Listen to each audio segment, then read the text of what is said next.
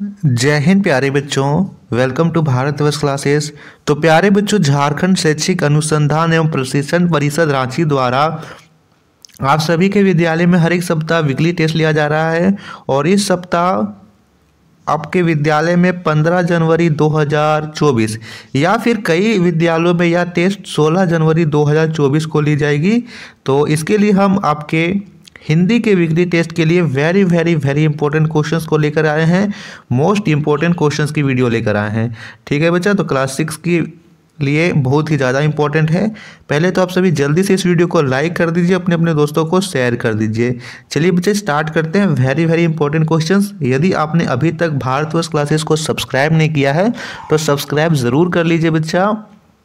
करते हैं इसके पहले प्रश्न को। तो पहला प्रश्न दे रखा है, इनमें से किस शहर का प्राचीन नाम काशी था?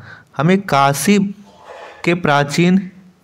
किस शहर का प्राचीन नाम था बतलाना है।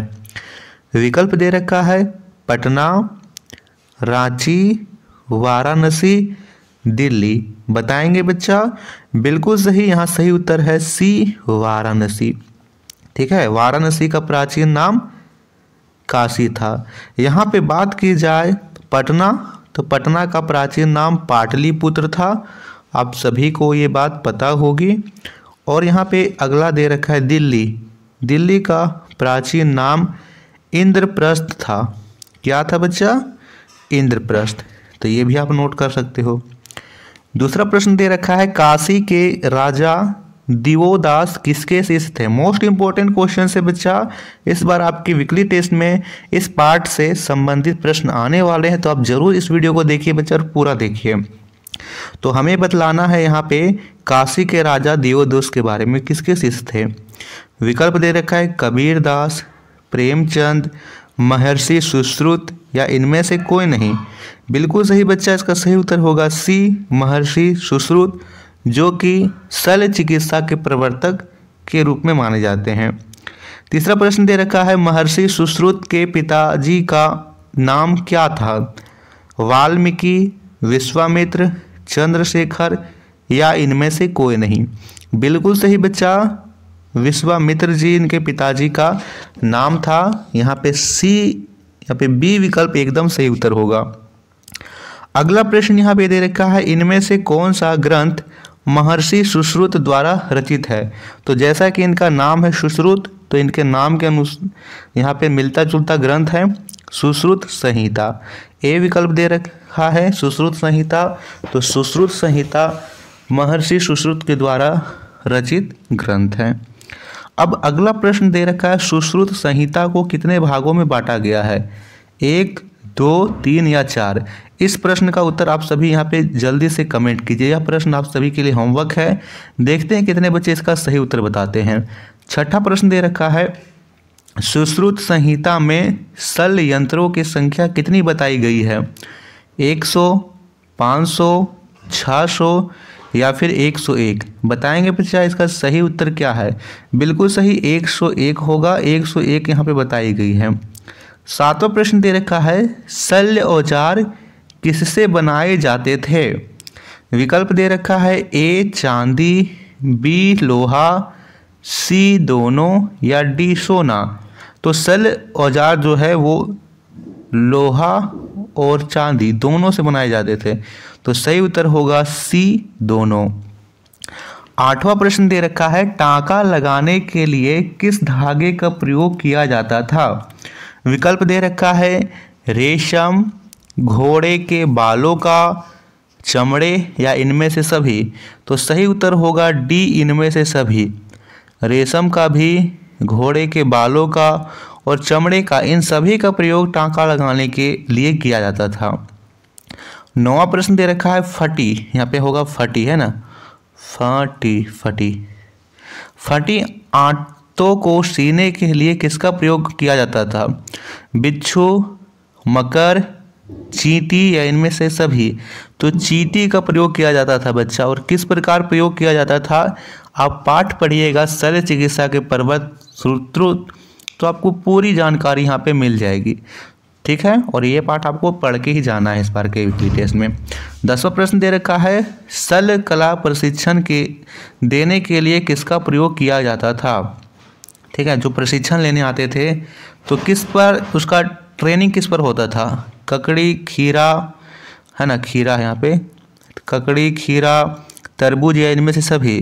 तो सही उत्तर होगा डी, इनमें से सभी। इन सभी पर उनका प्रशिक्षण किया जाता था कि आप सीधा किसी जीव को ना करके आप ककड़ी पे प्रयोग करो या फिर खीरे पे प्रयोग करो, कि किस प्रकार आप उसे चीरा लगाओगे, किस प्रकार आप उसे टाँका लगाओगे, इस सारी चीज़ें आप सब्जी या फिर फलों पे प्रयोग करो। ठीक है, अब हम यहाँ से करने वाले सब्जेक्टिव प्रश्न, क्योंकि आपके एग्जाम में जिस प्रकार सब्जेक्टिव और ऑब्जेक्टिव दोनों प्रकार के प्रश्न आते हैं, तो उसी प्रकार की हम यहाँ पे तैयारी भी करने वाले हैं। तो 11 प्रश्न दे रखा है, लेखक ने वाराणसी का क्या महत्व बताया है। तो यहाँ पे आप लिखेंगे बच्चा, लेखक ने वाराणसी को बहुत महत्वपूर्ण नगरी बताया है। वे कहते हैं कि गंगा के तट पर बसा यह नगर का सैकड़ों पुराना वैभवशाली इतिहास रहा है। यह नगरी शिक्षा का बहुत बड़ा केंद्र है। यह नगरी प्राचीन काल में काशी राज्य की राजधानी रही है। कौन सा राज्य बच्चा, काशी राज्य की राजधानी रही है। तो ये आप नोट कर लीजिए। और हाँ बच्चा, आपको इसकी पीडीएफ चाहिए तो आप हमारे टेलीग्राम चैनल को ज्वाइन कीजिए। टेलीग्राम चैनल का लिंक डिस्क्रिप्शन में है, वहाँ से आप ज्वाइन कर लीजिए और वहाँ से आप इसकी पीडीएफ भी डाउनलोड कर सकते हो। लिंक डिस्क्रिप्शन में, तो जल्दी से आप डिस्क्रिप्शन चेक कीजिए और डाउनलोड कर लीजिए। 12वां प्रश्न दे रखा है, सुश्रुत महान शल्य चिकित्सक तो थे ही, श्रेष्ठ गुरु भी थे, ये हमें बतलाना है। तो यहाँ पे लिखेंगे, सुश्रुत महान चिकित्सक के साथ साथ महान गुरु भी थे। वे अपने छात्रों शल्य चिकित्सा का ज्ञान बहुत मेहनत और लगन के साथ देते थे। साथ ही वे अपने शिष्यों को प्रारंभिक ज्ञान देते समय प्राकृतिक वस्तुओं जैसे खीरा, ककड़ी, केला का प्रयोग करते थे। ये आप नोट कर लीजिएगा। चलिए 13वां प्रश्न यहाँ करते हैं। 13वां प्रश्न दे रखा है, किस काल को भारतीय चिकित्सा विज्ञान का स्वर्णिम युग माना गया और क्यों। स्वर्णिम युग यानी गोल्डन एज माना गया है, तो किस काल को माना गया हमें बतलाना है। तो लिखेंगे, ईसा से 600 वर्ष पूर्व और 1000 ईस्वी तक के समय भारतीय चिकित्सा का स्वर्णिम काल था। यहाँ लिखेंगे आगे, आत्रेय, चरक और बाणभट्ट जैसे यशस्वी चिकित्सक शास्त्री ने भारत, यहाँ पे आप इसको वर्तनी थोड़ी सी सुधार लीजिए, यहाँ पे होगा भारत के पावन भूमि पर जन्म लिया। इस समय कई शिक्षा केंद्र भी स्थापित हुए। ठीक है, चलिए अगला प्रश्न दे रखा है, इनमें से किस शब्द में संयुक्त वर्ण है। तो आप यहाँ पे बात करें वर्णमाला की, तो वर्णमाला में जितने भी अक्षर हैं उनके अलग अलग नाम है। ठीक है, का वर्ग, चा वर्ग, टा वर्ग, ठीक है, दंत वर्ण, ओष्ठ वर्ण, का तालव्य वर्ण। तो यहाँ पे आता है संयुक्त वर्ण। संयुक्त वर्ण की बात की जाए तो संयुक्त वर्ण 4 है बच्चा, छा, त्रा, ज्ञा और श्रा, है ना, यह 4 संयुक्त वर्ण है। तो इसमें से किस शब्द में संयुक्त वर्ण है। आप देख रहे हो कच्छा, यहाँ पे छा आ रहा है, तो छा में क्या है, संयुक्त वर्ण है, क्योंकि छा का निर्माण होता है का और सा को जोड़ोगे तो छा बनता है। ठीक है, तो यहाँ पे संयुक्त वर्ण कच्छा में है, याद रखेंगे ये चीजें। 15वां प्रश्न है, त्रिलोचन में कौन सा समास है। समास क्या है, तो पदों का जो मेल है उसे समास कहते हैं। जैसे त्रिलोचन का अर्थ होता है 3 आंखों वाला। लोचन मतलब आंख और त्रि मतलब 3, यानी जिसकी 3 आंखें हों। तो क्या आपने कोई ऐसा पुरुष देखा है जिसकी 3 आंखें होती है, नहीं। त्रिलोचन हम लोग जब भी बोलते हैं तो हमारा ध्यान आता है भगवान शंकर पर, महादेव जी पर, यानी ये किसी विशेष व्यक्ति की और विशेष पर्सनैलिटी की ओर इशारा करता है। तो यहाँ पे जो विशेष व्यक्ति विशेष वस्तु की ओर इशारा करता है वहाँ पे होता है बहुव्रीहि समास।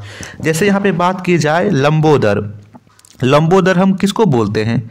लंबोदर का आप यदि इसका अर्थ सीधा करोगे तो होता है जिसका लंबा उदर हो, यानी जिसका पेट लंबा हो। तो क्या किसी मानव का, किसी जीव का ऐसा हो सकता है? नहीं। लंबोदर हम लोग सीधा बोलते हैं गणेश जी को। एक दंत किसे बोलते हैं? गणेश जी को। यानी जो किसी विशेष व्यक्ति की ओर, विशेष चीज की ओर इशारा करता है वहाँ पे होता है हमेशा बहुव्रीहि समास। आगे बात समझ में? तो ये था बच्चा मोस्ट इंपॉर्टेंट क्वेश्चन, आप सभी को इसे पढ़कर जाना है और आपको जल्दी ही मैथ की मोस्ट इंपॉर्टेंट क्वेश्चन मिलेगी, आप उसे भी ज़रूर देखिएगा। थैंक यू बच्चा।